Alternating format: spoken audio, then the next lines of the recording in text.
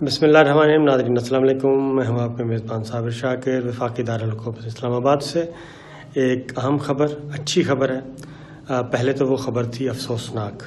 آپ کو معلوم ہے کہ گلگت بلتستان اور محمد علی ستپارہ، کون واقف نہیں، بہت ہی کوہ پیما عالمی شہرت یافتہ محمد علی ستپارہ وہ موسم سرما میں لاپتہ ہو گئے تھے، چوٹی سر کرتے ہوئے، بلکہ ریسکیو آپریشن کرتے ہوئے، اور وہ ہو گئے تھے لاپتہ.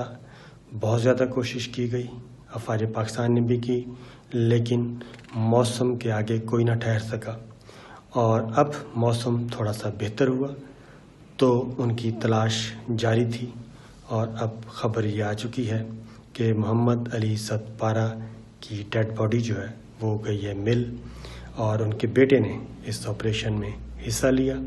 نہ صرف محمد علی ستپارہ کی، بلکہ ان کے ساتھ مزید جو لاپتہ ہوئے تھے کوہ پیما، ان کی بھی ڈیڈ باڈی مل گئی ہے. وزیر اطلاعات گلگت بلتستان فتح اللہ نے اس بات کی تصدیق کر دی ہے، اور انہوں نے کہا ہے کہ ان کی ڈیڈ باڈی بہت جلد سکردو پہنچا دی جائے گی اور ان کو سپرد خاک کیا جائے گا. تو یہ ایک اچھی خبر محمد علی ستپارہ کے فینس کے لیے، ان کے لواحقین کے لیے، کہ کم از کم اپنے پیارے کی دست خاکی ان کو مل گیا.